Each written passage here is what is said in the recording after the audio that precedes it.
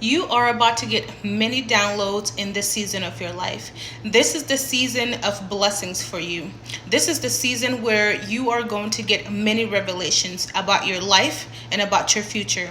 So God is saying you must keep your mouth closed in this season. You must not share your dreams. You must not share your visions. And you must not share your ideas that you are receiving. God is saying you have people around you that do not want the best for you. You have people around you that are around you because of the benefits that they get. You are very helpful to these people. Every time they call you, you're always there. Every time they ask you to do something, you do it without any question. These people do not have your best interest at heart. They might appear caring when they're around you, but they are putting on an act. 99% of the people around you at this season right now do not want the best for you. There are so many things that are going wrong in their life that they want you to be in the same boat with them. But God is saying you are ready to work on the revelations that He is about to give you. So He is saying you must not share a thing with anyone. The dream and the download that I received, you kept telling your family and friends, or just even your associates, just people at work, pretty much just anybody that you can tell your dreams to. Whenever you open up to people and you feel comfortable about your dreams,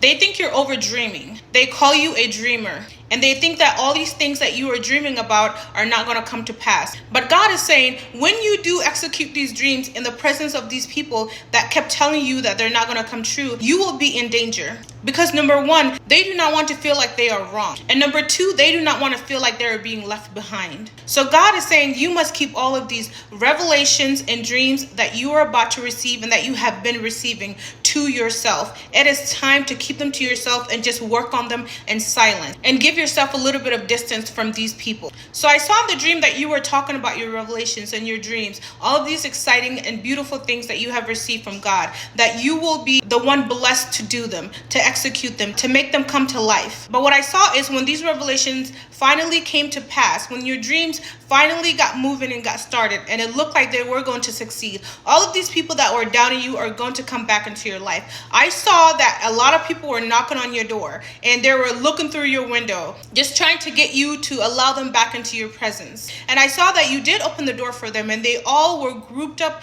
in your house, just waiting for a handout, just waiting to be involved in these things that you have been working on with God. They want to ride on your coattail. And when you tell them no, that these things I have to work on by myself, God is wanting me to work on these things by myself alone, they are going to try to sabotage them for you. They're not going to allow you to prosper if you do allow them in. So God is saying, do not allow them in your door. In other words, do not allow them in your personal space. Do not tell them anything that you are working on. And do you remember in the Bible in Genesis 37, where Joseph was put in danger by his own brothers, just because he shared his dreams that he is going to be great, he is going to be so blessed and do so many great things in the world, that many people are going to bow down to him, even his siblings. But when he told his brothers about this dream, they got so angry and so upset and were like, who do you think you are that you're telling us that we're going to bow down to you? Do you really think that this is going to happen? Do you really think that this is going to come to fruition? But he kept telling them that God kept giving me these dreams. He kept giving me these dreams, and they are true. And they were already angry and jealous at Joseph because his father favored him. So every time Joseph came around, they would say, oh, here come that dreamer. And they would mock him and mock him. So finally they got a chance to harm him. And the brothers said to themselves,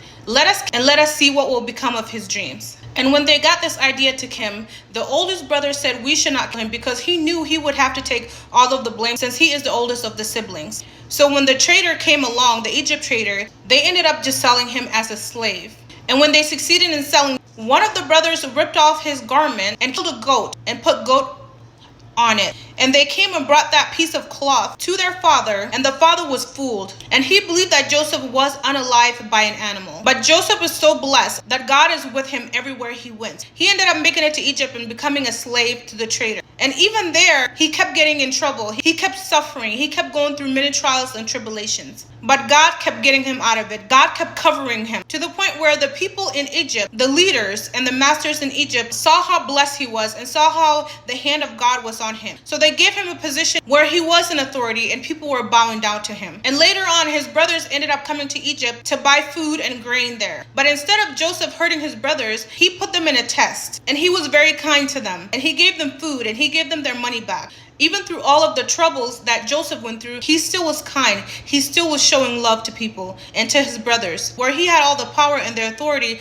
to hurt them. But he chose to be kind. He chose to be loving. He chose to forgive. So God is saying, with everything that has been done to you, choose to forgive. But if you do not want a target on your back, you must keep your dreams and your revelations to yourself. You must work on these dreams in silence and in secret. And when these people do see that your dreams are coming into pass, they're coming into fruition, they are going to want to be a part of it. They're going to want to eat off of it. They're going to want to ride on your coattail, like I said before. But God is saying you must not open the door for them, no matter what they say to you. They're going to say all the right words. They're going to say all the right things because they know who you are. They know how loving you are. They know how big your heart is. They're going to try to pull on your heartstrings. But God is saying you must keep them out if you want these dreams and revelations to come to fruition. Like I said in Genesis chapter 37, if Joseph would have kept his mouth closed, he would have never had a target on his back. So God is saying keep your mouth closed and you will avoid all the suffering and the pain that you're going to have to go through to protect your dreams and to protect yourself. I am so grateful and so thankful that God is speaking through me about his beautiful words and revelations. So God is saying when he gives you the direction, execute it immediately and work on it. Do not doubt it.